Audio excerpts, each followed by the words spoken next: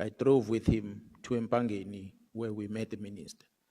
And it was just to show that he knows the minister, and there was nothing else more that was discussed.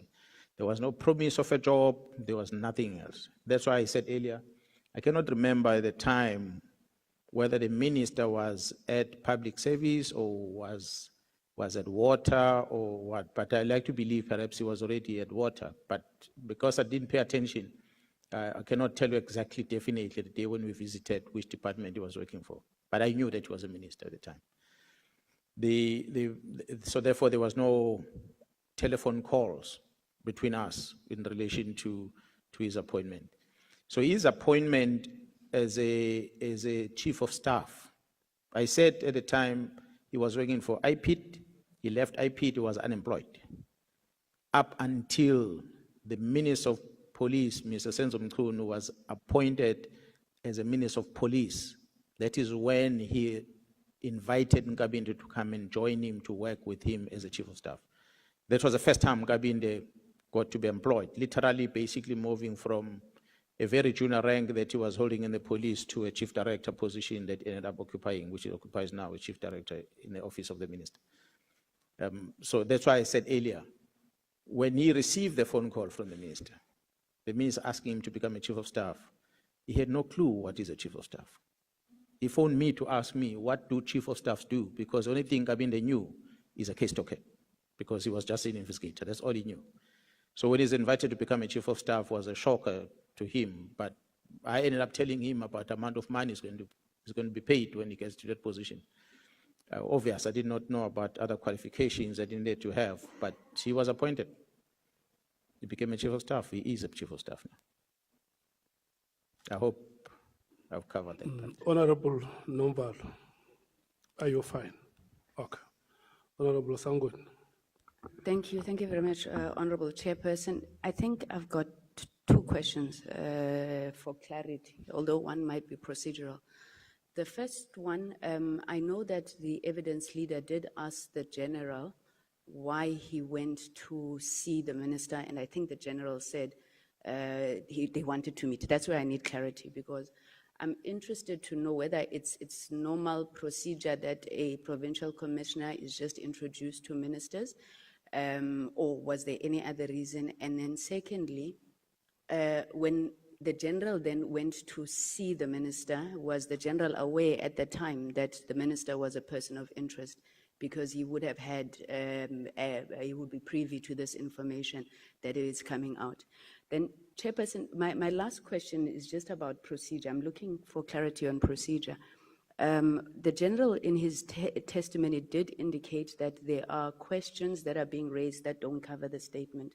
Now, we've said as this ad hoc committee that we're not going to try and push anything under the carpet, but I'm worried where we are going to constantly be encountering testimony that is not in the statement. Now, will we be getting a supplementary statement, for example, on those issues so that when we engage them, we would at least have them on the record? Thank you, Honorable Chairperson. Senior Counsel. Chair, on the last aspect, Honourable Member, or do you first want to deal with the first part of your question? Yeah, if you can please get closer to the microphone. We did discuss, and I touched on it in our opening statement this morning, and we raised it with General Mkhwanazi in our consultation last when we recognized him ahead of yesterday, that I will from time to time ask him about matters or issues or questions that doesn't arise from his statement, for the reason that, again, this procedure or process is different from Madlanga. General Mkhwanazi is going to appear here today, and tomorrow honourable members will ask him questions, and then he will leave. Whereas at Madlanga, he has given evidence there extensively. He will have to go back to the Commission to be cross-examined by those implicated by him in his evidence there. and also those implicated by him will get an opportunity to give their evidence to the commission and also be cross-examined, presumably by the evidence leaders. We here, before this committee, we don't have that luxury.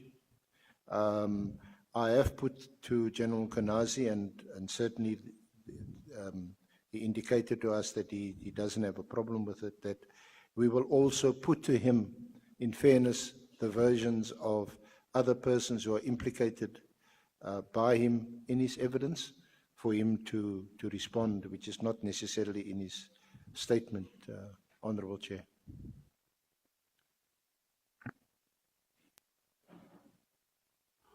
I'm noting your hand, Honorable Malim. Let's allow the senior counsel first to facilitate for. Okay. Chair, I really don't understand how you want us to proceed. Because it must be on the basis of technicalities, audibility, and things like that. If you're going to allow them to ask questions, we're going to ask questions. Don't do that. We agreed each member is going to get 30 minutes tomorrow. And if they ask questions now and tomorrow they ask questions on their 30 minutes, they've got 35 minutes. Are you going to afford me that? Please don't do that. The last question Honorable Sangoni raised, it's a proper question. It's a clarity, it's a procedural matter that, okay, now that this thing is not in the statement, what do we do with it? And the senior counsel clarified it. And that, I accept that. What the general is being asked about is his relationship with Nkabinde, which is covered in the annexure from Madlanga. He spoke about Nkabinde in Madlanga. So remember, we've got this main statement, we've got annexures, and we can ask questions based on all of those annexures that are here, if you have gone through them. There's nothing irrelevant about that. But to ask the questions of, why do you go to a minister? Is that a procedure to go to ministers? No, it's not clarity, it's not dealing with any technicality. It's a question that can be asked tomorrow in your 30 minutes. And if you're going to proceed like that, then they're going to get more time than all of us. And what do we do tomorrow? So it's unfair, Chair. Let the questions be on procedural issues, on technical issues. That's what we agreed on. Not anyone wanting to take advantage and we have more time at our expense. Thanks. Okay. Can we agree that the questions will be answered tomorrow? Yes. Chair will agree for the sake of peace, but you allowed questions from MK. But in order for us to proceed, we will stand down and agree. Thank you, Chair. Yeah. Let's agree that those questions will be answered tomorrow. Can we? Okay. Honorable Nomvalo. Chair, we just need clarity so that we will be clear as we move forward. Remember that asking question was on the basis of the proposal that was made by the Chief Whip of the ANC. That members can only be allowed to ask questions on issues arising from the questions asked by the evidence leader to the witness, not new questions, but on areas where we have not been clear in terms of the responses that have been given. And asking questions emanated from that. We're not asking new questions, but we wanted to be clear for our records so that when we make records, we make proper records from the correct understanding of what has been a response. So if there's a deviation from that, Chairperson, just say members will no longer be allowed to ask questions because it is a position of this meeting. And that position was motivated by the Chief Whip of the ANC. Let me say this. I agree with the questions that you raised, Honorable Nomvalo. There is nothing wrong with that. I agree with the last part of the questions that Honorable Sankoni has raised. And her two questions that she raised first will be answered tomorrow. That's what we are saying. Is it very clear?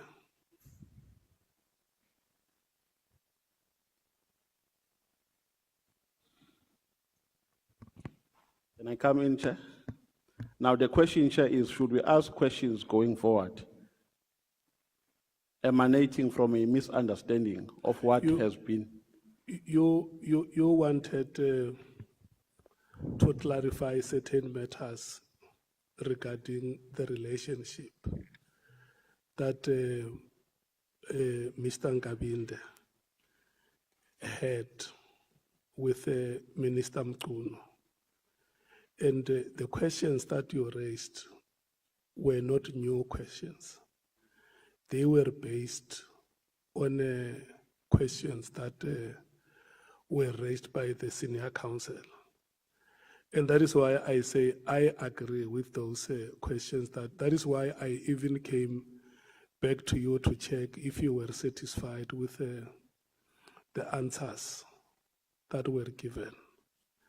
So it means if you may have questions later, you can still ask those clarity-seeking questions. Like Honorable Sangone had asked a question about procedural matters, which the senior counsel has clarified because it's a matter of procedure.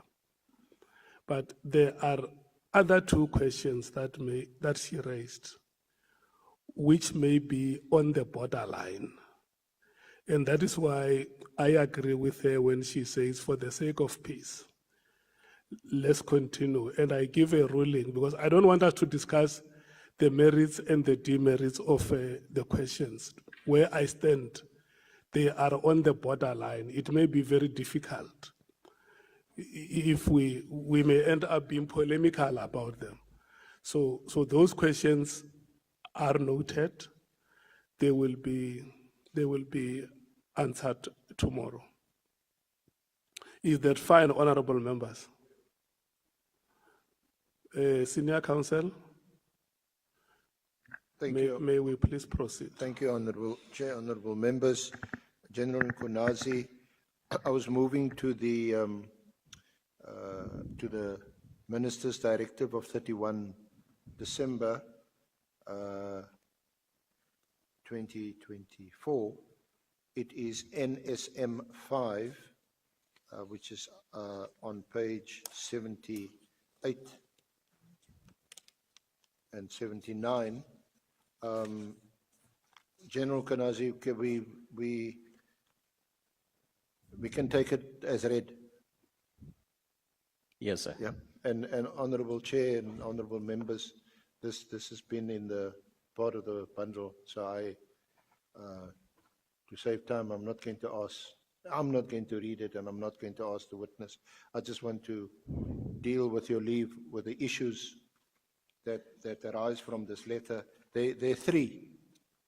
The freezing of posts in crime intelligence, the directive relating to the port of entry, and 3, the disbandment of PKTT. Any comment on why these 3 issues were packaged in this way? Yeah, well, I'm not an author. The minister is the one who signed this. If I were to express my feeling about it, it was just strange that such strategic and very critical issues of the organization, never mind the fact that they're operational, but they're very critical, that a minister felt that it's important to send this communication in the form of a letter in this version, literally 2 days after the National Commissioner started his leave. And exactly almost 3 or 4 days after he parted ways with the National Commissioner, where he was with him in person in the funeral, and he never spoke about these things. So for such serious things to just be at that time of the year be written like this, it makes one to ask questions as to why. I guess it's that why question that led us here today. Yes. Yep. And I'm asking you why would three such key issues that seems to, your comment, that seems to fit into this narrative of organized crime, intelligence, borders, for example, drugs and illicit goods move across the borders, and of course, the disbandment of the PKTT, which is going to be the focus of our attention. But just your comment, did this also raise suspicions on your part? Yeah, when I saw it, immediately I said, but this is very strange. I just don't understand. I'm with the minister on a Saturday, together with the national commissioner, and we part ways, and they all say happy New Year to all of them. And on the second, then the letter comes through, and it's a letter that talks about decisions that have got serious consequences in the organization. Stop filling vacancies now. When did it become so urgent that you couldn't talk to the accounting officer when you were with him a few days back? Now, of course, when we started asking questions, because these, at the time, one did not know why these specific three areas. But as the time progresses, then we got to understand why. And it is that understanding of the why that ended up leading us into try and intervene in the manner that we did. Okay. Now, you deal with it, Honorable Chair and Honorable Members, you deal with this decision from pages 810 through to 17, paragraphs 14 to 30. I'm not going to ask you to read through it. I'm going to ask you some pointed questions that arise from it. Sorry.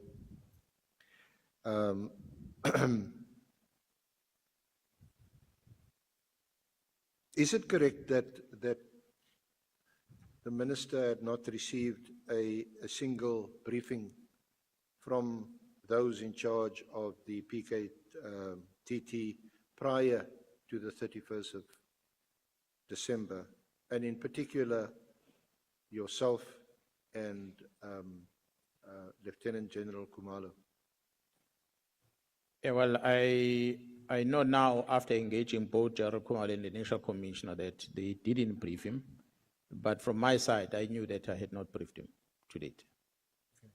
And between July 2024, when Minister Mkhwanazi was appointed by the President as Minister of Police, and 31 December 2024, there hadn't been any of this interministerial committee meetings that you had earlier described and referred to? No, definitely, there were no such meetings. You also saw the minister on the 28th of December 2024. What was that occasion? And at that occasion was Mr. Nkabinde, Chief of Staff Nkabinde, with him? Honorable Chair and members, I cannot remember whether Mr. Nkabinde was there, but I do remember that the minister in our last meeting that we had with him in December, he was a functionary at the funeral of a police officer that died at Escaleni in KZN, and the Minister of Police was a functionary in that official funeral that was held there. So I was with him there. I do not know much about Nkabinde. I cannot remember. So we're going to talk about when you learned about this directive, because as you can see, it's addressed to the National Commissioner, General Masamolo, and let me see if it's copied to anyone else. No, it's just addressed to him. So you weren't aware of this letter. We'll get to when you. But since you learned of this letter subsequent to the 31st of December, were you disappointed that he never raised this issue at all with you on the 28th of December when you saw him at the funeral? Yeah, Honorable Chair and members, as the SC indicates that on my statement, I indicate, I speak a lot, I write a lot about the events of the 2nd of January 2025, when I first became aware of this letter. My initial response from the time I saw the letter was just shocked and surprised that how can a minister write such a serious letter that is going to have so much implications in the organization. And more concern is that I had already met the minister, and I wouldn't want the executive authority to do things that is against the law. And so I have a responsibility to bring to his attention. But at the time, I felt it is important to use a shortcut that because I got to meet the minister before he became the Minister of Police through Mr. Nkabinde. I know Mr. Nkabinde is the office of the minister. He had asked me what Chiefs of Staff does. So upon seeing this letter, he was the first person I called, because I believe that there cannot be any document going to the minister for signature without his knowledge. So I called him and said, Nkabinde, the minister signed a letter that says the following. Are you aware of this letter? And his response was, yes, I am aware of that letter. But according to him, the letter was going back and forth by whoever between the minister, whoever was drafting the letter and the minister. That made me believe that the minister is not the author. Someone else prepared this letter for the minister. And the minister signed it. Because Nkabinde's response to me was, after the letter was signed, after it going back and forth, then he was pressured to make sure this letter is delivered at the Office of the National Commission on the 31st. So, and hence the letter was delivered. So this was from his words that made me believe that there's someone somewhere who influences the minister to do this. I think they will give the minister wrong advice. I wanted to correct that. That's why I felt it's important for me to plead with Mr. Nkabinde that, can you, Mr. Nkabinde, if you are coming down to KZN, you must arrange a meeting between myself, you, and the minister so we can sit down and talk about the implications of this. Because if the minister will have a letter like this that says you are disestablishing a team, there's consequences that's going to come as a result. And one of the consequences is that the minister might be seen to be defeating the ends of justice, because we're literally saying that the investigations that are currently underway must stop immediately. And that is going to have serious consequences of the minister. So I wouldn't want the minister to get to this, because I saw a risk that the minister is going to be held liable for this decision. So I wanted to address it with the minister and give him advice, using Nkabinde as a person that I know is close to the minister, and I got to see the minister for the first time through him. But unfortunately, it did not happen. So just to summarize, is it Nkabinde who told you that the minister was in fact not the author of this letter? Is it Nkabinde who told you that there was seemingly an exchange of drafts going back and forth before the letter was finalized? Is it that caused you to conclude that there was third-party involvement, whether it's one or more persons, we don't know, and also that made you conclude that this is not the minister's handwork, it's a third party involved? Yeah, well, it was his words when he said this letter has been going back and forth, but he did not say who is the author. When he said it's been going back and forth, being corrected, and after that, he was pressured to make sure the letter is submitted. From there, I concluded that someone else was behind this letter. And Gabinde had to facilitate it to send it to the minister for signature. Sorry, Honorable Chair, may my colleague be excused? We've got a 6 o'clock scheduled with. Yeah, no, I have sanctioned that, Senior Counsel. Yeah. Honorable members, Maria has to leave us because they have to conclude engagements with General Sibia. Thank you so much, Senior Counsel. You can Thank you, proceed. thank you, very Chair, and honourable members for the indulgence.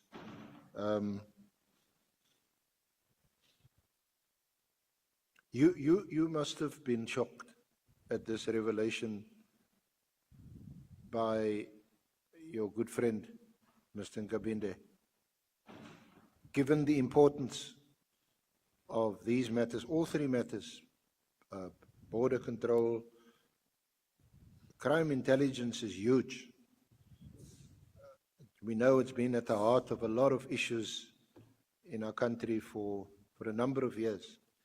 These are all important, critical issues. Now you hear there's been a back and forth. The minister may not have drafted the letter himself. You suspect third-party involvement. Yeah, no, it was indeed a concern, but I must say, Honorable Chair and members, on the day when I became aware of this, I couldn't blame Gabinde on anything, because to me, he was honest to tell me that the letter was going back and forth, being corrected, and he was pressured to make sure that it's delivered at the Office of the National Commissioner. So I like to believe, like, giving him a benefit of doubt, that on the day when this letter was drafted, and subsequent to it being forwarded to the Office of the National Commissioner, he perhaps had no role to play with regard to the content of the letter, except to do the administration processes of it. The problem then came on the following day. When the following day, this letter, or the content of my engagement with him, appeared in the social media somewhere, that I threatened the Minister of Police with arrest and so forth, because I had said that if this is going to be implemented like this, the minister would be accused of crime, and that might end up bad towards the minister. So let's fix this. That was the exact same day when this letter was leaked. So unfortunately, the following day after talking to Mr. Nkabinde, the conversation between me and him was twisted somehow in the social media, but it landed at the social media. So then we had a conversation the following day where he said to me he believes his phone was somehow been tapped by someone was listening to our conversation and so forth. He did not share the conversation with anyone. So that's when I started asking myself questions about Nkabinde himself. Because I'm engaging with him a day before, and the following day, our conversation is on social media. It made me realize that perhaps he's the one that leaked it. Honorable Chair and members, I then am not going to talk much about what I became aware of most recently, that indeed Nkabinde was instructed to record me at the time. Instructed to record the conversation between me and him. So it means when I was talking to him, I was recording, and he would have shared that recording to someone. That's why that recording ended up in the social media the following day. So it was no mistake. Can we just clarify this? You don't have copies of what was on social media? No, I don't have it with me, but I can try and trace it. But there were a lot of, at the time, there were a lot of communication that was out there on the social media. But I can try and see if I can research. Please But I do. don't have anything with me here. Yeah, because what I think we would also like to know is whether what appeared on social media, is it actually exactly the same as what was recorded in your conversation with him allegedly? I can tell you, not all of it, but by and large, the conversation between me and him was there in the social media communication. And forgive me if if I'm offside, just tell me or ignore the question. But did I also understand that there's an allegation that you, when you spoke to Gabinde, you had threatened the minister? I was warning Gabinde that if this letter, with its content the way it is not withdrawn, and the work of the police in terms of investigation come to a halt as is directed by this letter, this is going to have consequences towards the minister. Because the minister has got no jurisdiction in stopping a criminal investigation that is running. So this letter is literally saying that this team must stop with immediate effect. I'm not quoting verbatim, but it is basically, yeah, the task team be disestablished immediately. Those are the words. So if you are saying that, you are saying, if the case is in court, stop working. If the case and investigation stop working, just stop everything at once. That's the consequences this letter has. So I was warning Gabin that you better make sure that me, you, and the minister sit and talk about this. Because I don't know what is the circumstances that led into Mr. signing it, but the implication of the letter will land the minister in trouble. So it was there that the following day, which appeared in social media as if I threatened the minister when I was communicating with Mr. Ngabin. So did you see either the whole or part of your discussion on social media yourself, or was this reported to you by someone that what is this that appeared on social media, and you then saw it? Yeah, well, I saw the communication. I cannot remember how it came to me, but I saw that communication of what was out there, that was spread. So did you speak to Nkabinde either on the 3rd after this appeared on social media or afterwards? Yeah, we've been talking.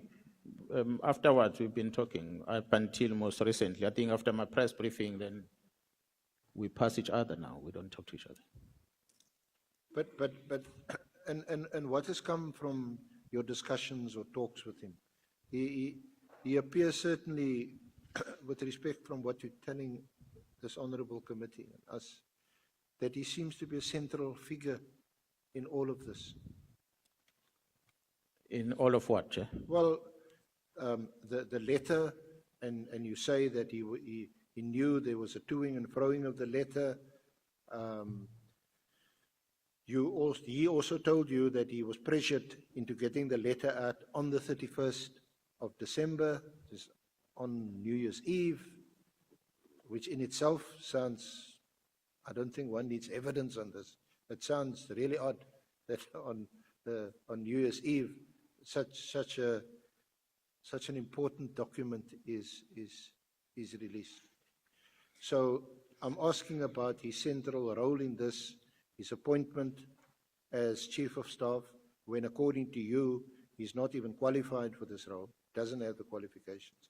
I must confess, I don't know what the qualifications might be, but I suppose we can look that up on the public service regulations, what it entails. But it sounds to me that he wasn't quite qualified for the job. So that's why I'm asking you to comment on that proposition, that he seems to be quite a key figure in all of this. Honorable Chair and honorable members, it sometimes can be dangerous to express your opinion about something that you don't have facts on.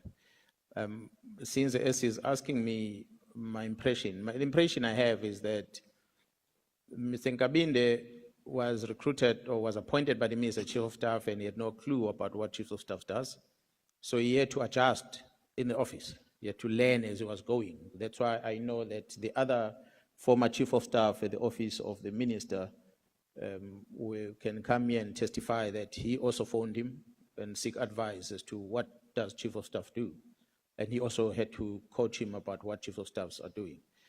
And so he had to adjust as you learn as he was going. And I think that's why even he started learning politics, because he was never a politician. So I see him today with T-shirts of political parties, which I don't think he even understands what it takes to be a politician. So he adjusted as he was going along to please his boss. Learning on the job. Yeah. Okay. But what I'm curious about, and what I think many of us here would be curious about, is you continue to engage with Nkabinde, despite clear shortcomings that he has in that post, despite the critical role he plays in that post. A chief of staff presumably is very close to, that's why you appoint someone chief of staff. Honorable Chair and all members, these things are happening. The letter comes out, I speak to Chief of Staff, and after that he said he tried to secure a meeting with the minister, is not able to, and next thing he says to me, no, he did not release the information that I was talking to him about. Perhaps someone tapped his phone or something like that. So I had no reason not to believe what he was telling me. So all the time, even when we meet in meetings, because the person I know, so we'll engage. As the time went by in this first 6 months of the year, I started gaining more information about his role that he plays in some of the meetings, how vocal he becomes in some of the meetings, and which was strange to me that, but he's got no role there. How does he become this vocal? So slowly then I started monitoring his social media and then WhatsApp status. Then I started realizing he's no longer the man that I knew he was, because as I say, he's now a politician. He talks about politics and he displays T-shirts of political parties, rallies and all those things, which is now away from what the chief of staff is supposed to do. And that's when I started realizing that maybe is what I'm hearing about his involvement, about interfering with police work might be true as the time progresses. Until such time that eventually we started picking up other evidence. I think when I went public on the 6th of July, the lines were drawn between me and him. So we never really engaged after that. I think you've answered the question that initially you were reluctant to answer. You don't want to express an opinion on Gabinde. No, I said sometimes it's wrong to express an opinion without facts. But since you asked me the question, and I felt maybe I can express opinion because this is my observation. So I'm qualifying it like that, it's my observation. But I'm sure those from the political party that he markets the lot, they might want to go and check when did he join them and when did he become a member for him to be that active. So there are interactions between him, you and him after the 3rd of January leading up to the 6th of July. We've been talking together up until the press briefing happened. We've been talking. We stopped communicating after the press briefing. Well, did he say anything further about the letter? Did he say anything further about any of the 3 aspects in the letter, especially the disestablishment? I think that's the word that was used, the disestablishment of the PTKT. Did he say anything about it? Honorable Chair and members, there's been a lot of engagement between me and him in between. There would be conferences, summits, there and there, meetings, BOC. So we come across. There will be gatherings, the minister is there, he comes with, he's part of the staff, so we talk. That's why you'll see later when I talk about on my statement about the Mr. Mkhwanazi that phoned me in October last year. I phoned Gabinde to ask Gabinde, so he told me about who Mkhwanazi was. I didn't know Mkhwanazi, it's him that told me about Mkhwanazi. So there's been a lot of conversation between me and him. And the last, I think, heart-to-heart talk we had with him, we had at Beachwood Hotel in Johannesburg, and he accompanied me into the car. When they were, I think the tensions were growing already in terms of after this letter, as the team was trying to figure out and the team working out and what they were picking up. And I had an engagement with him there when he said, hey, I don't know anything about what's happening. And I said to him, boss, truth always comes out. So whatever that is happening right now, it's going to come out. So you better be on the right side of the law. I hope you're not going to get caught on the wrong side. That was my conversation with him in Beachwood Hotel. So that was a heart-to-heart talk. Other than that, we'll just meet and greet, hey, how's it? We just talk on the G. And we end there. And you mentioned that did he appear to know Mkhwanazi well? No, at that time when I phoned him about a person who had contacted me as Bran Mkhwanazi, he's the one who told me that, no, he's a person who's very close with the minister. But he said he's not working for the department. He's not employed in the ministry. But he's close to the minister. So he's the person who told you that Mkhwanazi Very, is that, did you use? Yeah, you- yeah, Very close to the that was his word. That's why I even asked him to give me the Mkhwanazi's number, and he sent me the Mkhwanazi's number to confirm that it's the same person you're talking about. And is that also, although we were still going to come to it, is that also, Senior counsel, so, yeah, closer oh, to. am I, sorry, Honorable Chair, sorry, members. Is that also why you alleged on the 6th of, the 5th of March, when there was an appearance before it was online, the appearance before the police committee of Parliament of Mr. Cameron, when you alleged that Mkhwanazi was an associate of the minister? Yeah, that's correct. I was quoting on what I learned from Mr. Nkabinde. So you got that from Kabinde? That's correct. So, did you have any engagement with the minister after the 2nd of January? Did you contact him? Did you phone him? Did you write him? Did you go to his office to ask him to explain why he issued this directive?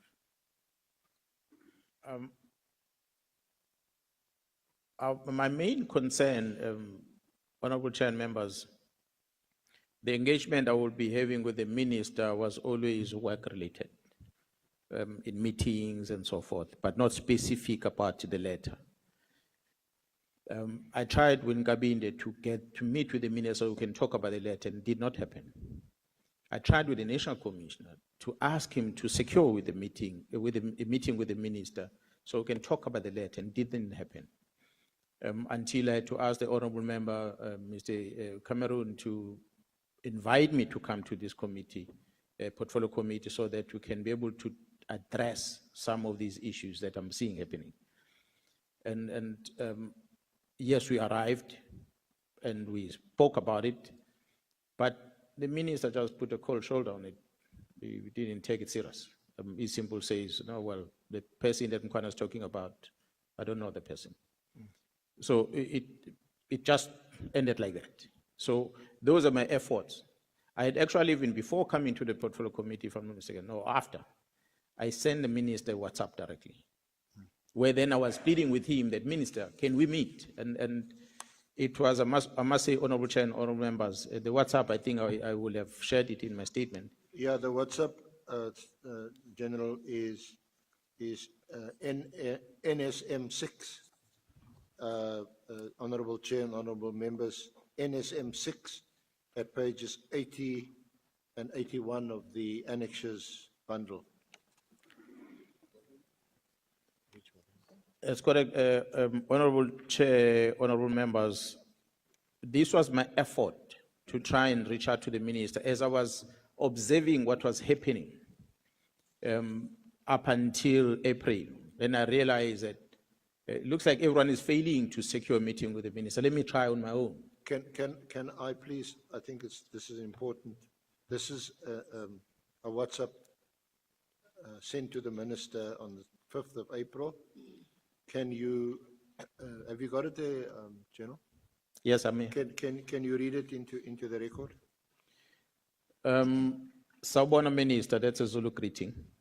Please forgive, yeah, my bad writing there. Please forgive for writing this message directly, but I feel that I must respectfully request a meeting in order to deal with internal issues within our organization which affect me and my family and has a potential of destabilizing our crime-fighting efforts. I tried to reach out through Nkabinde in his private capacity early in January this year. And late, I spoke to him in his capacity as Chief of Staff. And again, I had a special request to the National Commissioner to try and secure the meeting before appearance before the Portfolio Committee on Police. This situation is escalating, and it has a potential of demoralizing our hard-working members. And there are even politicians that are using these social media posts to sow divisions within the SCPS. I do not like what's happening. Hence, I feel that the minister must call us into a meeting so that we can iron out everything that is dominating the media space. I do not like what's happening. Hence, I feel that the minister must call us into a meeting so that we can iron out, I think that's a repeat of the previous page, iron out what is dominating, everything that is dominating the media space. It is my plea that the minister calls the National Commissioner, Lieutenant General Sbiya, Lieutenant General Kumalo, myself, Major General Khan, Mr. Nkabinde, and Mr. Brown Mkhwanazi, in order to get to the bottom of the problem. It is the prerogative of the minister to invite the executive director of IPIT if he feels it's necessary. I have requested to take a vacation leave tomorrow and Friday, but I can make time if the minister decides to meet this week. I hope my request will be favorable.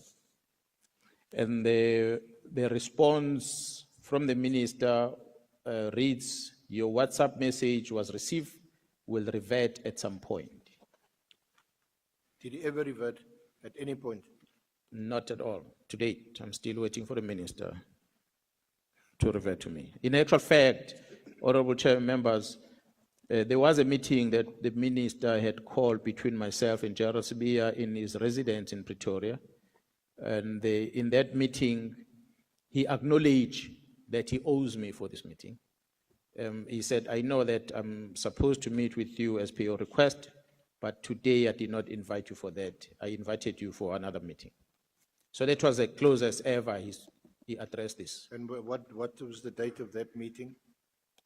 Honorable Chair, I cannot remember exactly the date of the meeting. I don't know if I have it on my statement, but it's a meeting that we held in Pretoria. I cannot remember the date. I'll be lying. Should be in May somewhere, but if I'm not mistaken. So in relation to the disestablishment of the PKTT, your evidence is that the minister never consulted with you, let alone contacted you or Lieutenant General Kumalo before his decision to disestablish the PKTT on 31 December 2024. And neither did he meet with you, discuss with you, let alone consult you on his decision even after the 31st of December 2024. Does that summarize your evidence? Yeah, that's why I'm saying, Honorable Chair and members, that in as far as I am concerned, the minister never engaged me. But I've learned later, at the beginning of this year, that there were engagements that the minister, had with both the National Commissioner and General Kumalo. But I was not invited into those meetings. The last one being the 6th of March, immediately a day after the appearance at the Portfolio Committee. They had a meeting which I was not invited. And I think there was subsequent a meeting after that, which was the last meeting I'm told that they had. Yeah, there was a meeting on the 5th of March, the 6th of March, 27th of March. You were not invited to any of those meetings. On the 5th of March was On a the Portfolio 5th, Committee. Sorry, the 5th, you were here. Yep. Well, it was an online meeting, but you were in that meeting. That's correct. But we can go to the transcript of that meeting, but I stand corrected, but in that meeting, when Lieutenant General Kumalo makes a presentation to the police committee, he talks there about the PKTT being sort of phased out and being in a state of transition. In his presentation, there's no objection to the minister's directive of the 31st. He reports to the committee on the state of the PKTT, that it was still in operation, but it was now being, I think the words he may have used was now being phased out. Do you recall that? You were online in the meeting. Yeah, that's correct, Chair. I was part of the meeting, and the meeting was a visual meeting, and I do remember that presentation. Well, it was a shock to me, but I couldn't challenge it because I believe that the National Commission authorized the presentation to be made, which means that was an approach the National Commission wanted to take. being an accountable person in terms of policing, I couldn't question him if that's what he really wanted to do. And there was also then a meeting on the very next day, on the 6th of March. There's a presentation that's made on the PKTT, again by Lieutenant General Kumalo, the minister, and I think the senior management were in that meeting, to the same effect. A bit more detail is given, but to the same effect, the PKTT is being phased out. Now that you were obviously told about this, I'm not sure about the evidence leaders in the commission, but we told you about it. We showed you yeah, I think they did, because the presentation is part of the record. Were you surprised to hear that? Honorable Chair and honorable members, the meeting of the 6th, I was not informed about it. And the subsequent meeting that happened later in March, I was not told about it. The only first time I got to learn about those meetings is upon learning that the case dockets that are in KZN have been moved to Pretoria. Even the movement of those dockets, I was not told. Until General Sentumule was at the head office, phoned me and tell me that you want to bring dockets to me. And then I asked, what dockets are you talking about? He said, no, the dockets from the team. I said, but where are they? She said, they're in Pretoria. I said, but how did they get there? Because they're supposed to be in KZN. What are they doing in Pretoria? How did you get them there? So the same way you took them, maybe you must bring them the same way, because I don't know anything about it. But then I called the members from the team to come and brief me about the status of the investigation. That's when officially they confirmed that 121 of those dockets were sent to Pretoria. But when they were taken, I was not told. Now, you weren't told, but in what capacity did you expect to be told, or even to be asked for your permission to move those dockets from KZN to head office in Pretoria? Is it in your capacity as the Provincial Commissioner of KZN, or is it in your capacity as the person still leading the PKTT, in charge of this team? For two reasons, but the main one is that the dockets belong to KZN. All those case dockets, they belong in KZN. They are accounted for in KZN. When we appear before the Portfolio Committee on Police, we have to account about the performance of detectives, we account on every docket that is registered in the province. So for someone to decide to take the docket and travel over 700 kilometers to Pretoria without telling me was problematic already. And so I needed to be told because of that. I'm the accounting office in the province. You can't remove something out of the province without telling me. That's the first thing. The second part, I'm part of this project. Yes, it's a national project running in KZN, but I'm part of it. So the least I must be engaged as to why there's this decision. The similar engagement that was made with me when there was a request of assigning 10 of the members from this team to go and assist in Gauteng. And a similar engagement to say that some of these members must go and assist in the Eastern Cape. So that engagement was already there, precedents created. So why now, when the dockets are taken away, that I'm not engaged? And even the meetings that are taking place, I'm not invited to be part of those meetings. Now, what if General Sabia comes before this committee and says, but you know, he is the Deputy National Commissioner, he is in charge of detectives, and that he was authorized to issue a directive, even an instruction, to the detectives dealing with those 121 cases to bring them to head office in Pretoria? Honorable Chair and members, there's only one person in charge of the police in South Africa. That's a National Commissioner of Police. He's the most powerful person in the country. and he delegates his responsibility to different levels. There's delegation letter that is signed that says you can do A to Z. So if the National Commissioner have delegated that responsibility to Jairus Beer, then I will not argue. But the problem that we then going to have is that if the National Commission is going to delegate something that is in conflict with the legislation, then there's going to be a problem. So if Beer were to come and argue that the dockets belong to him, or he was told by the National Commission to do that, well, it means the National Commission must come into this portfolio committee and confirm whether did he or did he not. But as far as I'm concerned, we are governed by the legislation, that the members that are before me are responsible for passing them. And when they pass this legislation, they expect me and the men in blue to enforce those legislations. So if anyone then violates the legislation, we have to act as directed by these members, that anyone who breaks this law must be punished in this fashion. That's what we do. So if Jairus Beer were to come and argue differently to what the legislation is saying, it will mean he will have been admitting that he's breaking the law.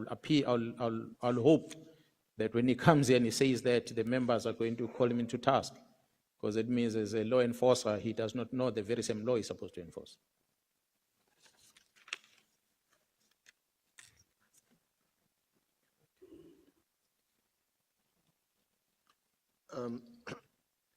We also know that, or let me put it this way, sorry.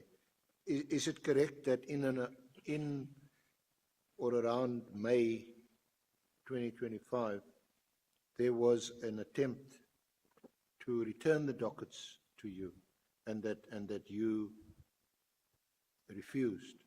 And if that is a correct statement, that you refused, why did you refuse?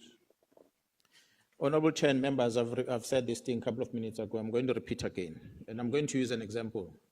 As somebody walks into your house, and it's Mr. Arendt's premises, you pay rents and taxes in that house, you are a boss of that house.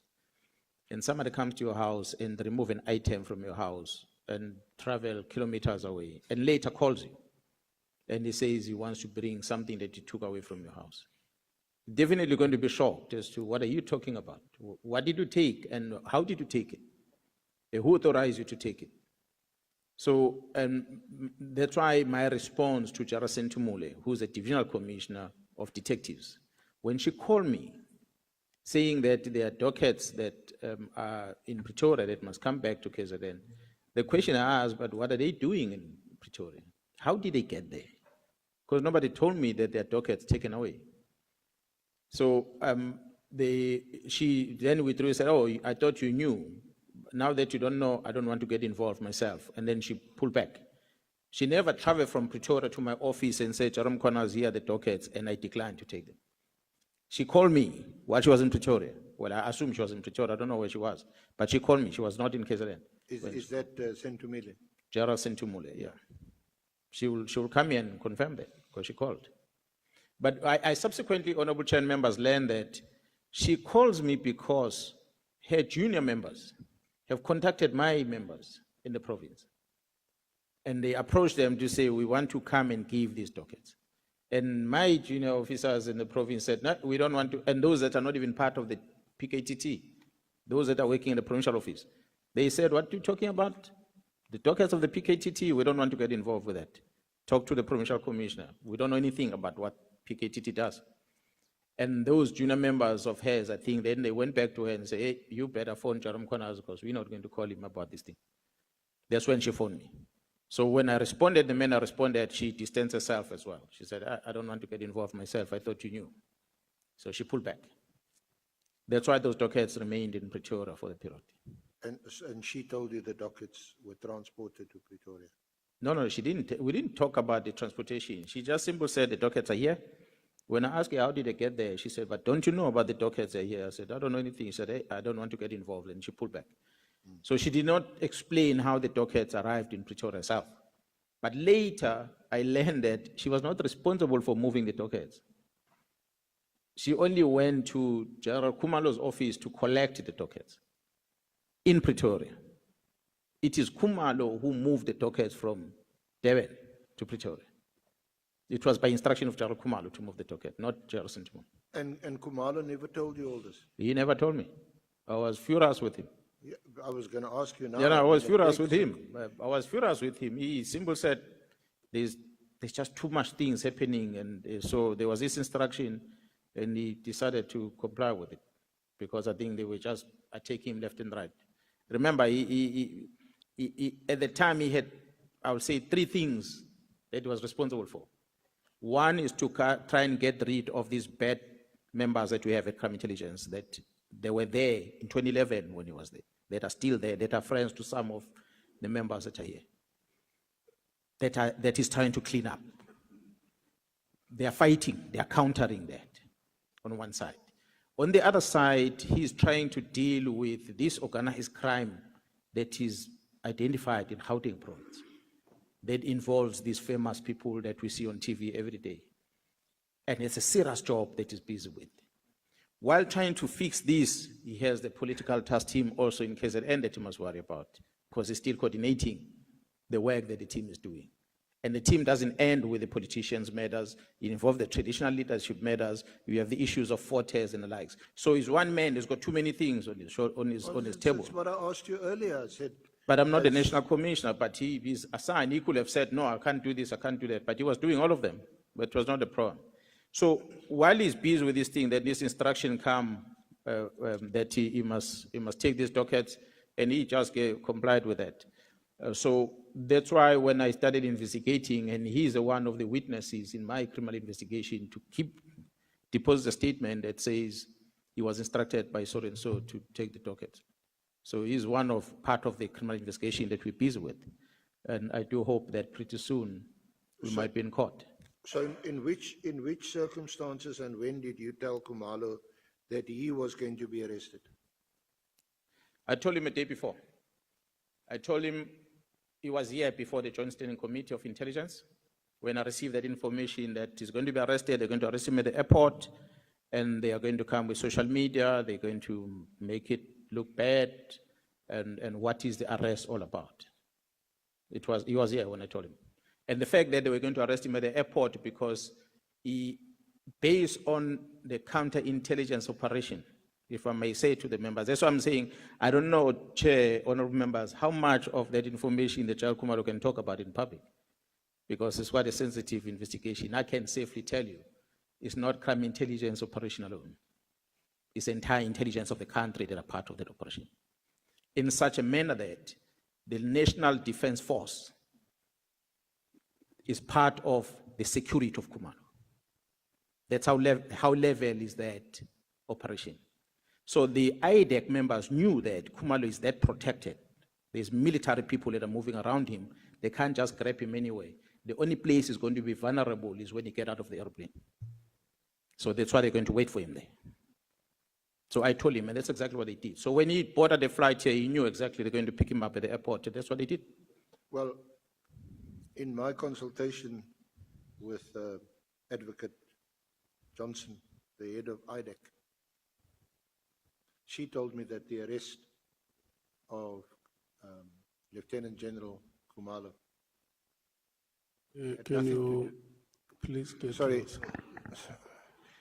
She told me that the arrest of Lieutenant General Khumalo had nothing to do with the political killings tasked him, and everything to do with an allegation of some irregular appointment in his office or something to that effect. And that his arrest, when he was stepped off the plane, everything was arranged with him. It was done, I don't know if you call an arrest a collegial event where at least they don't pull you and drag you, but they're just waiting for you and they're escorting you, and that apparently Lieutenant General Khumalo thanked him for the way in which he was treated, the way he was handled. Honorable Chair and honorable members, I've said a lot when I appeared before the Matlanga Commission. I've said a lot when I appeared before South Africans on the 6th of July, 2025. I'm here today, at this hour, talking about the same thing. And I'm going to confirm again to the honorable members that IDEC is divided into two. The very same institution that these members established in this house is divided into two. The section that I will refer to as a rogue section of IDEC is the one that effected an arrest on Khumalo. IDEC has got good men and women that are working there, under the very same leader, Advocate Johnson, who are responsible for cases that are serious, that emanate from the state capture, amongst others. If IDEC is honest, if Advocate Johnson is honest, he's going to come here before this committee and take an oath and confirm what I'm saying, because what I'm saying is not a lie. I'll prove it. I want to invite these members to get a profile of the arresting officer of Gerald Khumalo and the team, Mr. Padayache. Get his profile. You're going to know that Padayache is an ex-crime intelligence member who has never touched a case docket in his life. But IDEC employed him as the senior investigator responsible for the arrest of Khumalo. He's the one who's a boss in that case. This is a person who's now employed to work in an entity of government that is charged with the responsibility in terms of the Amendment Act of the NPA, that they must deal with serious and complex cases. Well, I don't know whether is it serious and complex case to arrest people for having sat in the panel, like you are sitting here, and you make recommendations to the higher structure that is going to appoint. You facilitate this process at a committee, you are taking it to Parliament. The Parliament will take it further. In the police, a committee that is arrested, it's a committee that Khumalo is part of. One of the charges is that Khumalo manipulated by forming the committee himself. It is before the court, honorable chair members, that Khumalo did not even recommend that panel. It is Gerald Madondo who signed a letter to the National Commissioner to recommend a panel where Khumalo was included as a member of the panel. So General Mkhwanazi, you are aware, because I put it to you, but you're clearly now aware that that is at least the reason given why he was arrested. It's this whole appointment That's exactly process. No, that's the reason that they give. Because I put it to you that Advocate Johnson had told me it had nothing to do with the political killing stars team. If I were to have an opportunity to sit where you are sitting, SC, and Advocate Johnson is sitting here, I'm given an opportunity to cross-question her. I'll prove it to this house that what she told you, if she did say that, it's a lie. The Khumalo's arrest is a project. It's a project to counter the criminal investigation in Gauteng. This letter of the minister, the close of the task team, it's a project that is aimed at stopping that criminal investigation in Gauteng. So why I'm demonstrating this to you is that here's a group of members from crime intelligence that are arrested for having sat in the panel. The portfolio committee chair and the members in the portfolio committee will tell you what is a process in the SAPS in terms of filling of vacancies. So you ask yourself whether did these ones do something different to that process? The process, if I were to tell the members that the head of HR in the police, on behalf of the National Commission, they will send you a letter. They will say, this post has been advertised. Make recommendation of the panel members that must be in the panel. You submit as an accounting officer the recommendations to the head office HR. Head office HR decide whether your submission and your recommendation they're in agreement with or not. It is that office that approves the panel, not the line function manager. I'm a provincial commissioner, I don't approve a single panel of such levels of brigadiers. I deal with the ones junior. But allow me to explain, SC and honorable members. that the process is established in organization. So Khumalo and the team, it's a panel that is appointed by the National Commission of the Police. If Khumalo did wrong and the team did wrong in the panel, their recommendations goes to another moderating committee at the national office, at the National Commission's office.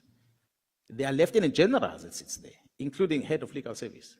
They moderate the work that the junior committee will have done, and they agree with it. So if they agree with it, then they give it to the National Commissioner, he appoints. So if IDEC arrests, they're supposed to have arrested all this chain. But because they're not interested with the others, they're interested with these ones, it was a quick win to get to them. IDEC, Honorable Chair and members, arrested the members of crime intelligence literally in the same month. I don't know how many weeks apart. The very same IDEC had a case of over 90 million rand of ESCOM, if I'm not mistaken. One of the members that are charged is a member of parliament in that case, Mr. Mlefe. IDEC summoned the people that they wanted to arrest to appear at the police station in the morning. They arrived at the police station in front of cameras wearing suits. They went to the police station, they made them to be charged, gave their fingers. From there, they drove to court. They appeared before the magistrate. The court granted them bail. They paid their bail. The same evening, they were at home with their families for 90 million rand. The same institution, IDEC. How is it possible that they are going to wait for Khumalo at the airport for having been part of the panel to appoint someone who's going to earn a salary of R1 million per year? But they wait for that person at the airport and arrest that person.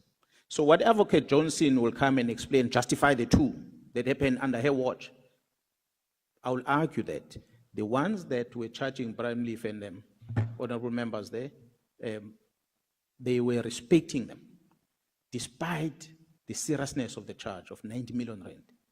But the one of Khumalo, they were not respecting them because the project was not this promotion of this girl. The project is stopping that operation in Gauteng. So, In twofold, Chair. Stopping the operation in Gauteng and disrupting the reforms that have been introduced at crime intelligence. so your evidence is, or you allege, that the arrest of Khumalo was to stop the operation in Gauteng. It wasn't designed. And the reforms at crime And the intelligence. reforms. Yes. So you don't have a problem with. It's coincidentally, Chair, I'm sorry, members, that the very same husband of the very same head of IDEC works in the same crime intelligence. But you can continue. So I don't hear you saying that the arrest of Khumalo had anything to do with the political killings task team. Honorable Chair, I've said it before and I'm saying it again. The minister signs this letter on a short notice like this, and there's these discussions that are happening, and then realize, as we're putting these dots together, that the political killings task team was a missed target.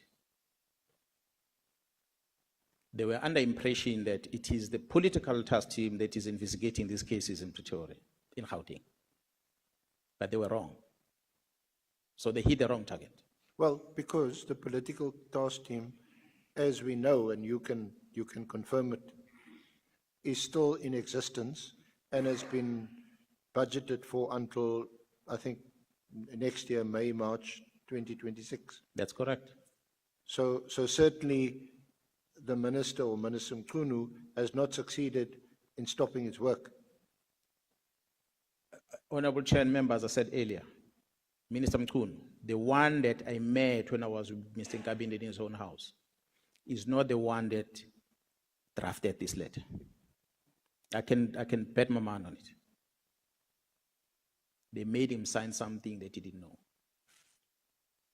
Unfortunately, he never afforded me an opportunity to warn him about it. Had he done that, he would have realized what he's getting himself into. Well, we also know And of course, the National Commissioner will come here and also testify, and has testified in another forum. But we also know that there clearly was no objection to the directive given on the 31st of December.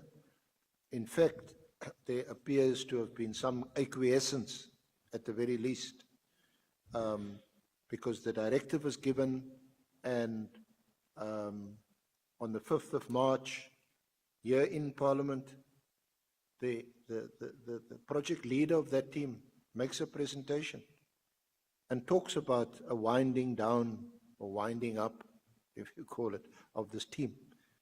It's repeated in a presentation the next day in front of the minister on the 6th of March. And then again on the 27th, we know from General Masimola, and I can tell you this because that's what he said under oath, there were some disagreements with the minister. But it certainly didn't, because the minister appeared still to insist that it must be immediate. But nevertheless, the plan was a phasing out of this team. So from what we gather, the minister didn't, he certainly never got his way about what this letter said, the immediate disestablishment of the PT, despite Khumalo's arrest. Yeah, no, that's correct, Honorable Chair. The minister obviously did not get his way around this, but I must indicate that what you're saying, as is correct. From what I heard when the National Commission appeared before the Madlanga Commission, that, and actually before that, I got to hear that there were meetings that had taken place on the 6th of March, and subsequent to that, another meeting later, where they were making these proposals, which I had seen when they were presenting. I was upset, I must say that. Although I could not challenge it, because if it's a National Commission takes a decision, let's agree with this. Who am I? I account to the National Commission. National Commission is a trained police officer. So if it breaks the law, knowing he's breaking the law, it means he has to account for it on his own, at his own platform. But in this case, I was making noise because for me, there was a directive to shut down a unit working in my province. And nobody talks to me about it. So I kept on asking the National Commission, did you authorize this thing? And he said, no, he never did. But as a policeman, I couldn't take his words. I wanted under oath, on paper, in black and white, to say that. He gave that to me, I think on the 4th, if I'm not mistaken, Honorable Chair, members, in a statement under oath, where he said he never authorized Jarasbia to take these dockets to Pretoria. He never authorized this and that and that and that. From there, then I knew that I've got a criminal case going. That was on the 4th of July. That was before my press briefing. Sorry, General? It was before my press briefing. I already had the National Commissioner's so on the 4th of July. affidavit under oath that says he did not authorize this thing. And we have that affidavit? So that is in a criminal case docket that you're talking about today. Because then all these people that played a role in shutting down my investigation, that which I warned about on the 2nd of July, is being investigated now. So I do hope that pretty soon we're going to effect arrest and we're going to be in court. And what is the charge? They're defeating the ends of justice? That's the main one. There's a collusion to defeat ends of justice from the evidence that has been uncovered. And that's based on an affidavit that's in the docket? Yeah, because I needed to have a point of departure. National Commissioner, tell me, did you authorize this thing, yes or no? He says, I didn't. I said, write it down. There was a delay in him giving that. A delay. Eventually, he said to me, okay, here's it. So when he did that, then I knew that, okay, someone will have to then go to court and explain why this. So we started there with investigation. Statements of Khumalo, statement of Sentumule, all the people that played the part except CB and them. We did not take statement from them. The team is investigating further.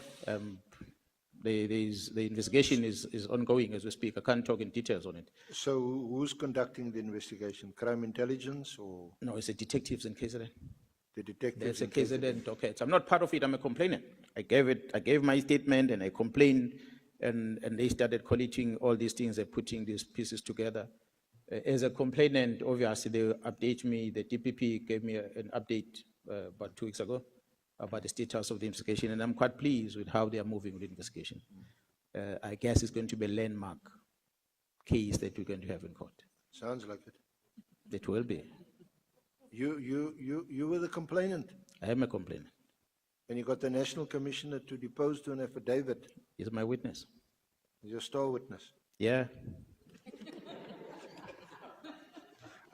I think it's getting a bit late, that's why we're just trying to, some levity. Sorry, Honorable Chair and Honorable Members. So, just to rewind to early January, your erstwhile friend, Gabinde, tells you these things, but he's no longer your friend. On the 3rd, he even records your conversation with him. He places things on social media that gets you into trouble. When did you phone the National Commissioner about this directive, or did he phone you? I did call him immediately after learning of this letter. I called him, he was on leave, On and the I asked 2nd? him, I beg your pardon? On the 2nd of January. I can't remember exactly the date when I called him, but almost immediately after learning of the letter, I contacted him to ask him about this thing. I mean, he was surprised as well. Apart from being surprised, did he say he's not going to do anything about it, or what did he say about it? Yeah, well, he was going to attend to it when he's back from leave, because he was still on leave, so he didn't want to engage on this much. No, he went on leave. Okay. Sorry.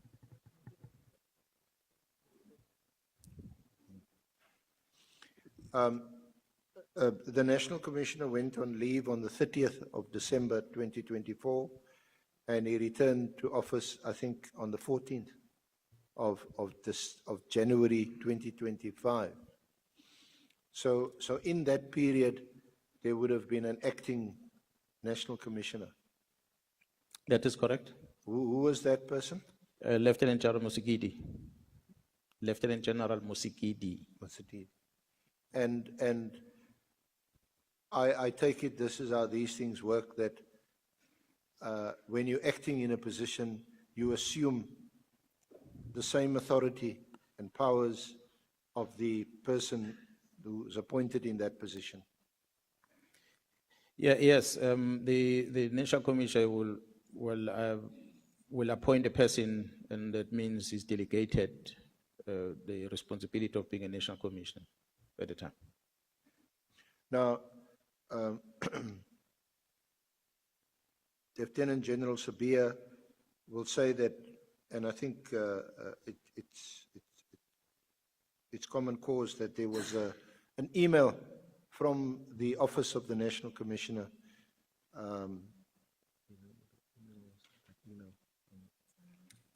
There was an email which he says directed or instructed him to give effect to the minister's directive.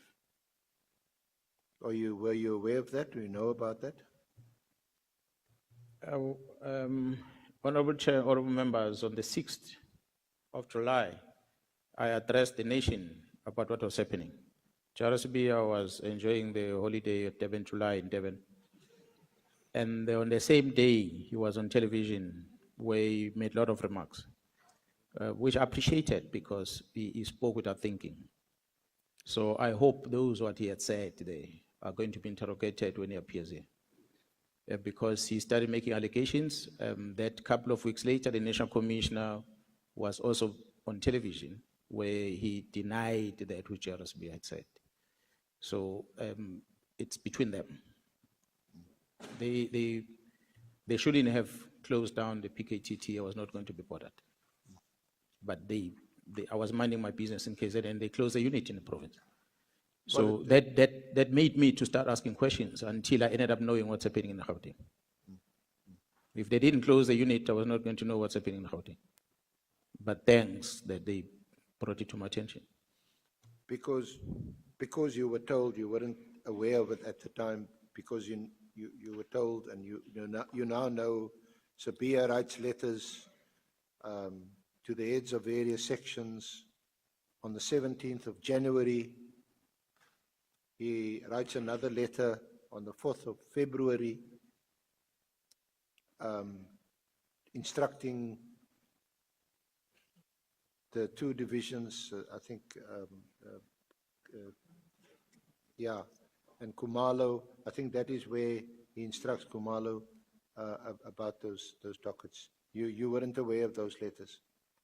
No, I was not aware initially, but through the investigation, the criminal investigation, and I became aware because they had to produce those, Kumalo had to produce a justification why he decided to take the dockets away from KZN. Now, we know from the minister's letter that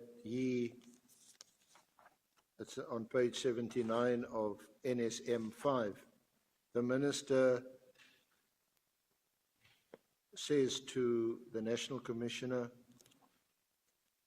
I therefore direct, this is in the last paragraph, I therefore direct that the political killings task team be disestablished immediately. Further, a preliminary report in this regard be submitted to the minister by the 20th of January 2025. The final and closing report must be submitted to the Ministry Management Executive Committee meeting late January 2025, the date of which will be communicated as soon as possible. Now, you also know by now that the National Commissioner submitted a report, I think it was on the 22nd of January 2025. You're now aware of that? Yeah, well, I became aware as the investigation unfolding and some of these things became a public knowledge, yes. Yeah. And I speak under correction, but that report doesn't also take exception or make objection to the minister's directive to say, no, hold it. Can you tell me why I must abide or comply with this instruction? You're not authorized to issue such an instruction. This is an operational matter that falls within my domain. You're now crossing the line. Yeah, well, Mkhwanazi is not the same as Masemola, so Clearly. how I respond to things, Jar Masemola might not do the same. So I guess maybe it will be an opportunity for the ad hoc committee to invite him to come and sit here and explain why he did what he did. But I cannot talk on it, on those correspondences. An interesting question, I must say, because I only thought of it now.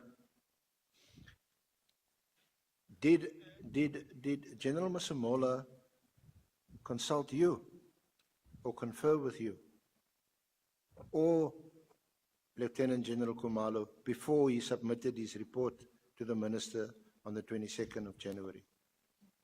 The only first time I got to learn that from the date of this letter, 31st of when on the 2nd, when I became aware, 2nd of January 2025, when I spoke to the National Commission asking him about this and he was still on leave, up until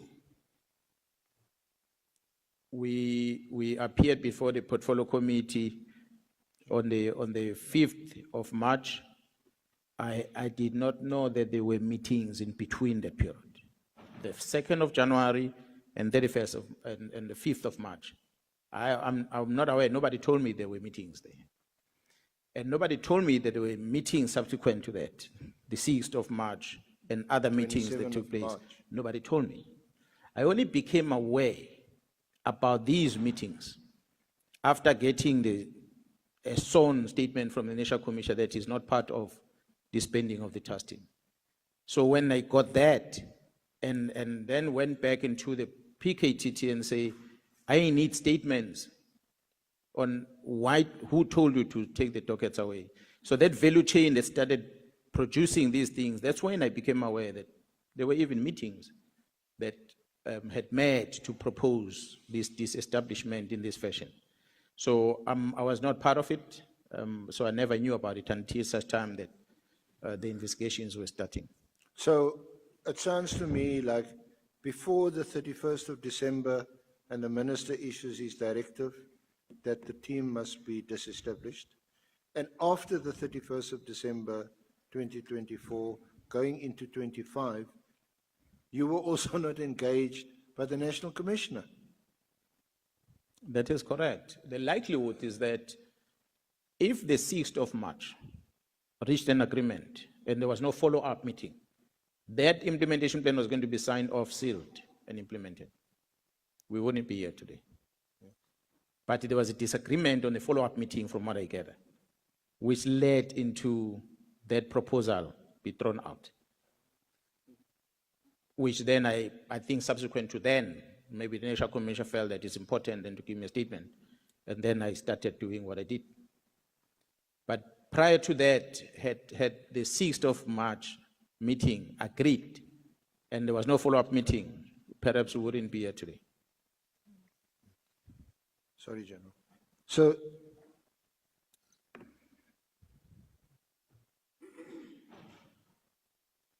when you ask General Masemola for an affidavit and he gives it to you on the 4th, is he aware that you are going to hold your media briefing on the 6th? I told him after that I'm going to have a press briefing on the 6th, over the weekend. I didn't say it, I didn't give him the date. I said I'm going to have a press briefing over the weekend to talk about the work of the political clearance task team.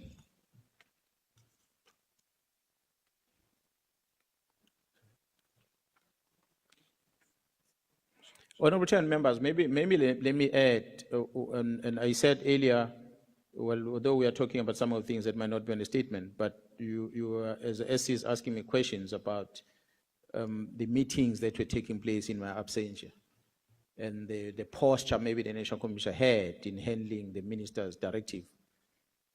I was upset in January about the posture of the National Commission on this minister's directive. What makes me unhappy is because as a leader of the police, when you are a leader, you are a commander, it's your job to look after your members, their well-being. You provide them resources, you give them support on anything else so that they can go out there and face the bullet and be able to fight and defend and make you look good as a commander. So, but when it's time for them to be rewarded, as a good commander, you must reward them. If you promise to reward them, reward them. But if you promise to reward them and you turn around and you don't reward them, you lose respect from those members, you demoralize them. What had transpired last year was that when this team had briefed the president of the country at the protocol lounge in Durban at the airport, updating the president even about the work that they are doing in Eastern Cape, the president was complimentary of the members that they are doing a very good job. Subsequent to that, the National Commission had made some commitment that these members are going to be rewarded during the Excellence Awards that we're going to sit on the 26th of January, 2025, at the ICC in Durban. And the members went out to go and buy themselves nice clothes to look good so they can stand in front of their fellow colleagues to be rewarded, given good certificates for good performance and so forth. But on almost the eve of that Excellence Awards, because of this letter, then the minister did not want, I believe, the National Commission did not want to upset the minister, because the minister was going to be the functionary on Excellence Awards. So the minister was there and the National Commissioner was there? Yeah, on the Excellence Awards. That's at the awards day, is it 22nd or 28th of January? The 26th of January. 26th. So then suddenly, the members' nomination was withdrawn. The certification of these members was cancelled. On the eve of the event, they were told, you're not going to be rewarded anything.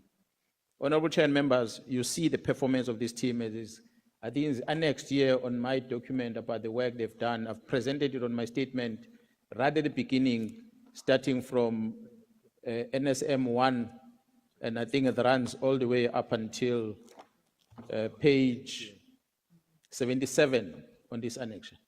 The work of this team, but they got this reward from the South African Police Service. You're showing That's zero. zero. They were not recognized, as if they did nothing. But the members that were led by Jairus Biya that went to investigate the massacre of Lusikisiki, which happened last year, those members were rewarded, including Sibiya himself. One case. These members who did all this, they didn't get a single cent, not a certificate, a mere say paper that is signed by the National Commission, was withdrawn, cancelled. So when you see me appear before the media on the 27th and express what I was expressing on the 27th of January, it is because some of the things that had happened in the organization, we demoralized these members. These members have been asking themselves questions ever since, that what did we do wrong? Whose toe did we step on that made the management to look at us like this? So these are a group of members that we're talking about, Honorable Chair and members, that we needed to protect. So I've been fighting this thing on behalf of these members to try and ask questions. What is it that these members have done wrong? Because they're doing a good job in KZN. What is it that they did wrong? So it is that questioning of things that led me into uncovering other things. And I must say, as we are sitting here, Chair, and I've said it before and I'm repeating again, the rank levels in the police that are seen that I speak about are generals. We have brigadiers in the police. But the ones that are actually doing the job are constable and sergeants. 2 sergeants have shaken this country in Gauteng. 2 sergeants that are working in the Gauteng province have shaken this country. If it was not for their guts to go deeper into the criminality of the syndicate in Gauteng, we wouldn't be here today. The resilience of those 2 juniors that brought us here, they are the ones that caused Khumalo to be part of it and assist them. That Khumalo caused me from KZN to bring the team to Gauteng to help them. We are having high-profile cases in court of the Katisos and the Mahlalas and the likes. It is because of those 2 junior members that started it. So I want to repeat again. When the junior members are working and you get directives like these that comes from the executive authority, it makes the members to lose faith and lose hope, and that energy of fighting crime is taken away from them. So we have a responsibility as management to protect those juniors. If they put their lives in fire when they're dealing with criminals out there, we must also be willing to do the same as senior officers. Now, there is a clip, and we can play it if it's requested, of you giving this interview on the awards day to the ENCA. That's correct. And in that clip, you express your, would it be fair to say, anger and deep disappointment about what's happening in the police, and of course that these members had not been given the awards which you say was well deserved? Maybe anger was understatement. I was very unhappy. I'm not going to use the word that otherwise, if we're out of the house, I was going to use. Yeah. But I was very disappointed, I must say, very disappointed. That time there was no talks about arrest of Khumalo and the team at Crime Intelligence at all. This is in January, and the members are treated like this, and the management is allowing it to happen. And fast forward, come June, there's an arrest. So obviously in between a lot of things that are happening, we're picking up a lot of information that leads into the arrest. Then we start realizing that which was a problem at the beginning of the year is leading to this and is continuing to something else. So someone had to do something about it, because otherwise, yes, there's some very talkative experts out there who will say the police job is to not to politics. I'm not a politician. I've never signed, I've never joined a member of a political party. It's never been my dream to be a politician. Mine is a police officer. I'm a civil servant. And I'm charged with the responsibility to enforce the law. Yes, Minister Bheki Cele, he told us he's got a lot of admiration, he's got high admiration for you. He said, you're a very good cop. Yeah, well, it's good because the you're not a minister, politician. it's good because then the general will know that if there's a law broken, even if he breaks the law, I'll arrest him as well. That is my job. I don't have a responsibility in terms of, that's why I was surprised when I saw Mr. Nkabinga with t-shirts of political parties. Because I don't wear a t-shirt of a political party. I even struggle to wear a t-shirt of a soccer club. Maybe Bafana will. I'm not that much involved. I know a lot of people within the political space, but it's not my space. And I don't dream of becoming a politician. There was an invitation on some of the members that I should join, but I'll gladly decline because that's not me. I was never like that. I'm just a South African, a civil servant. That's what I'm doing. I think people sometimes confuse a police officer that might become famous as we do and politician. You don't run a country by enforcing the law only. You run a country by looking at a variety of things, which I'm not an expert on. I know policing, nothing else. I don't write legislation, I enforce it. I might pick up things that are wrong in the legislation, but I don't draft it. The honorable members do that. So honorable chair members, what I was trying to indicate here is that in January, the letter is written by the minister. In January, the members are deprived of an opportunity to be given an award. Fast forward, in June, we have members arrested. And when you realize that you are trying everything to mitigate all what is happening, you're not winning. It becomes worse when the Gauteng team tells you, we have taken this case to court, to a prosecutor, to request a warrant of arrest against a famous criminal, and the warrant of arrest is signed by the prosecutor, and they go to a magistrate to go and sign off the warrant of arrest. While the magistrate is about to sign, a call comes in from the prosecutor that says, bring back that file. I missed something there. The members go back to the prosecutor takes this file, he says, no, you know what, I don't want to lose my job.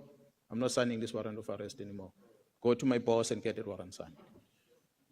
When you start hearing that, coming from the members are sitting and they're wondering, okay, what do we do now? And they go to the high office of the prosecution, they're going to complain about it. And next thing, they get paraded as criminals. They get frustrated. Then you realize, no matter how much you can investigate, you can't place it in court because the people that are supposed to help you to place it in court, they don't want to be part of it because they're afraid. So that's your evidence on interference in the criminal prosecution. Honorable Chair members, there are a lot of things that are there. Records, voice recordings that cannot be made public because it's going to compromise serious security of the state. You will have heard at the Madlanga Commission there are things that are going to be held in camera. I don't know if there is things that are going to be held in camera here because they are records. But are these voice There are records where people are talking, how they're controlling the system. This one is controlling that one is controlling this one. This one is going to handle this thing in this fashion, done by the senior people within the security cluster. So once you hear that and you realize you are fighting a losing battle, what else do you do next? Arrest, yes, but you can't Are prosecute. these recordings, are they authorized? They are authorized. warrant, Let me maybe clarify because there's this. Brian Mkhwanazi says hey, Mkhwanazi should have brought a 205. You know, there's an expert in policing that was denied by a political party to be a member recently. But he claims to be a member in policing, that he knows that for you to get this, you must have this. The act which these members have passed says, when you take Mkhwanazi's phone, you cannot download it without his authority. Ask him that, I have your phone, please open it, I want to see what is inside. I must grant you permission to do it. If I don't grant you permission, you can't download it. There's no 205 there. So if you grant me permission, then I download. So once I download, then I hear things. That is on one side. On the other side is intelligence. So intelligence, if they believe that they suspect the SCRNC is involved with this criminal activity, they apply to the judge to listen to your lines. And the judge grants them that. They're not going to come and tell you, now we are listening to your lines. We are now monitoring your movement. They're going to collect information. Unfortunately, that intelligence structure are not going to come to court and say, this is how we extracted the information. They're going to infiltrate and discover and give it to the investigation team. Investigation team will deal with it going forward so that it can be admissible in court. So you're going to find some of the information that perhaps might be admissible in court. Some of the things might not be admissible in court. So if you are with me and I record you that you are planning to kill someone without telling you, and that recording might not be admissible in court, but it doesn't take away the fact that you said it, you're going to kill so and so. So I can go and give it to an investigation team and say, you have said with your own words. The team must then find a way of establishing whether did you really kill him, as you said it, without using you saying it in court, but use your effort to get the person killed. But so then you get a warrant or you get authority from a magistrate or a judge. the one who's afraid to sign And because he's afraid of the criminal. The investigating officer goes on affidavit and you submit the affidavit to the judge or to the magistrate. It's called an ex parte application because the other party, for obvious reasons, is not invited or heard because you suspect that the person is involved in criminal activity. And then the magistrate or the judge, based on what you say on affidavit, they then authorize you to do that. So that's one way of downloading stuff from someone's cell phone. The other way that you mentioned, of course, if you come to me and you accuse me of something, you say, I heard someone said something about you, can I look at your phone? And I say, yes, of course you can look at my phone. Then that's consent, that's different. So it's two ways on which you can get that.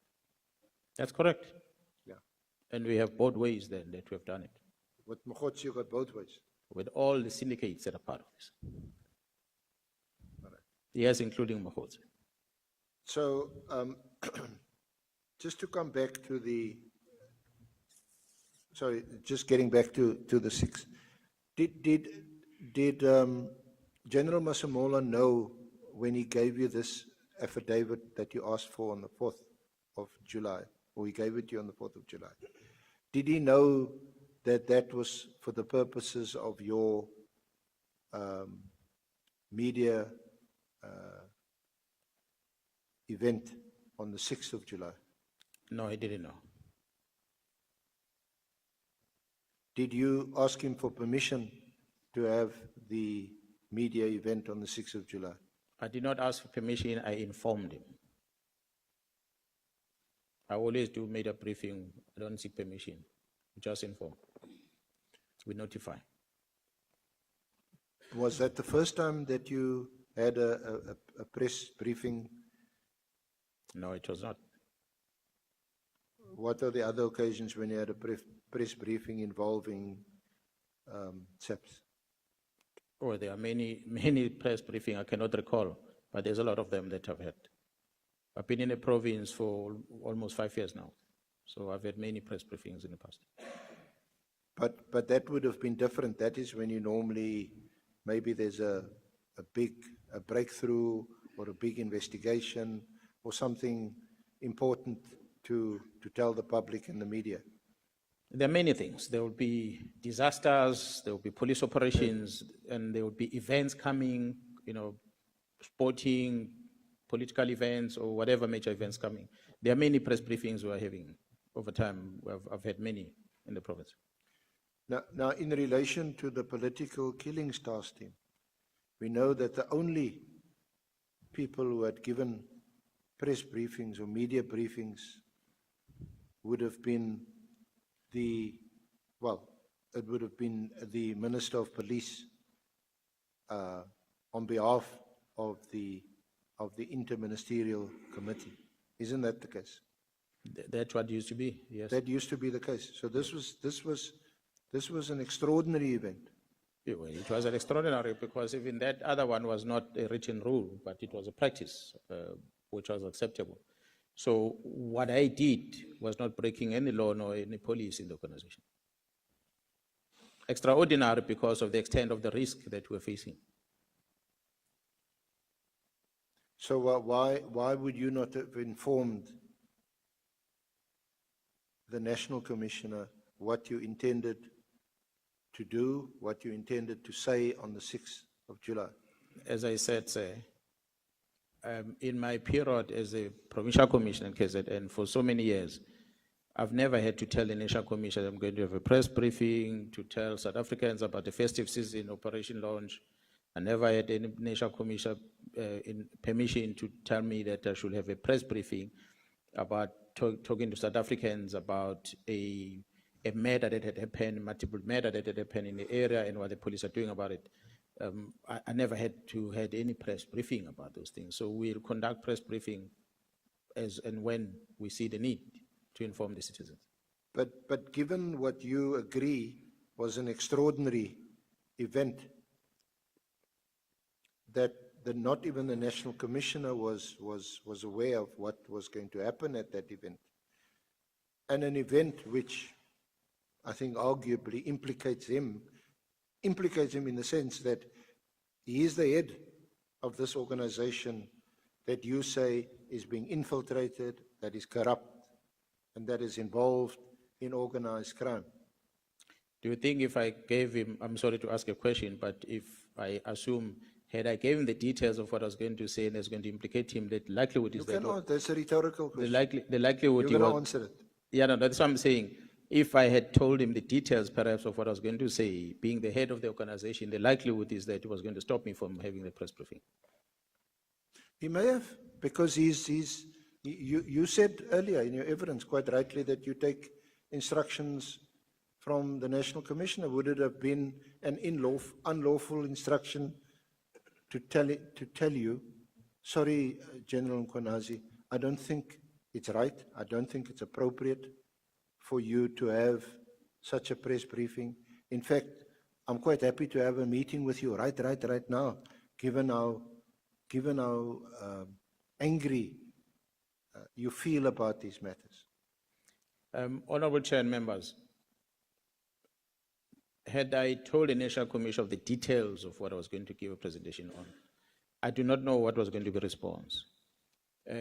I assume that had he responded by saying that I should not have a press briefing, I was not going to go ahead. Of course, I was not going to have that press briefing because it's my commander who would have given me instruction. So, but I didn't tell him. I didn't give him the details of what I'm going to be presenting to the public. I just told him that I'm going to give a presentation about the political testing. And the presentation, I suppose to put it mildly, caused some consternation because amongst members of the public, because you were also wearing camouflage. You weren't wearing your normal, ordinary police uniform that you would wear as the provincial commissioner. Some of your colleagues, other officers, were also in camouflage and seemed to be sort of wearing a mask to disguise their faces. And one saw, I think, I know nothing about guns, but it looks like something really heavy, a gun. What was the reason for that, or is that also nothing unusual? Well, I felt that I was going to take this posture because of the matter I was addressing and the people that are implicated into what I wanted to address. And I've said it before the commission that sometimes we don't necessarily divulge more on what we are doing as a strategy, but we felt that this is the right thing to do at the time, and it's directed specifically to those that are standing in the way of us enforcing the law, which unfortunately they are in a position of authority to stop us. So it was that battle mode that we wanted to display on the day. And I did tell the National Commission I'm going to work on my flash on the day, and they authorized me to do that. Did you contact the National Commissioner either on the 6th afterwards or after the 6th? Or did he contact you at all? When you say contact in relation to what, sir? Well, in relation to what happened on the 6th, because he wasn't aware that this was going to take place. Yeah, well, we've been having a lot of discussions after that. I think at one stage I was called to Pretoria. I cannot remember the exact dates when I was sanctioned to come to Pretoria, so shortly after that briefing. What was his reaction or response? Well, he was shocked, surprised of the content of what I was going to present, but he was well aware of some of the challenges that you're experiencing, so it was not a shock to him to know the extent of the problem. And the mere fact that he had me in the past talking about these things. 6 months is a long time. I started talking about this thing in January this year. When I went to the public, it was in July. So it was a long time since I've been making noise to him about these problems. And everything we are trying fails, everything we're trying fails. And we then had to tell South Africans that perhaps they must know that there is this challenge, and if we cannot overcome this challenge, they're on their own. So could this have been a reason or the explanation why when in July, I think it was on the 12th of July, Sabia is asking for some more money, some resources for the further work, what used to be done by the PKTT and now is going to be conducted by murder and robbery. So he makes a motivation, and this is now on the basis that PKTT is disbanded or disestablished. And we know now that the National Commissioner turns down that request. Were you aware of that? The National Commission brought it to my attention because I was not informed about that. I must say, I think it was on the 8th of July, just after my press briefing. It was a team from Jarasbia's office that made a proposal via his office to the National Commissioner to give them budget so they can travel from Pretoria and come with these 121 dockers to KZN to investigate them. And the National Commission declined that because it was already a political killings task team in KZN that those dockers should have been kept with the political task team in the first place. So he did not see why were they taken to Pretoria first place and why then there's a request for an extra budget to send people from Pretoria to KZN to investigate, whereas there's someone in KZN to do that. Were you aware that General Sabia would be suspended, or I think initially it was, I think there was a stay-at-home order, which was unsuccessfully challenged in the High Court, but subsequently he was suspended by the National Commissioner? Yeah, well, I only became aware when the National Commissioner came to KZN. I think there was a march in KZN after my press briefing at Hoy Park. That's when he made an announcement of the leave of absence. After that, he came to my office because he had to visit KZN. I asked him about this leave of absence. What's this? So we had a brief discussion because I traveled back with him on the day. I flew back to Pretoria with him on the day. I say I flew back with him on the same day. With Sabia? No, the National Commission. With the National Commissioner, Yeah. sorry. So subsequent to that, any disciplinary administrative issues I was not part of, and I'm not expected to be part of because Bia did not report to me, was not accounting to me. So it's between him and the National Commissioner. I cannot comment on it.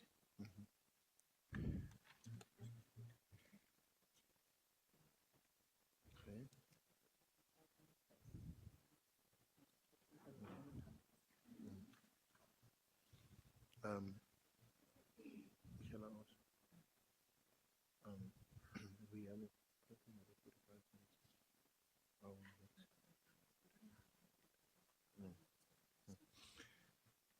Honorable Chair, can we have a short adjournment? I think I'll be another 45 minutes, an hour.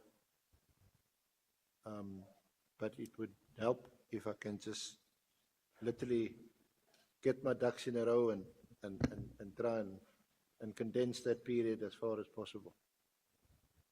Yeah, we are breaking for dinner.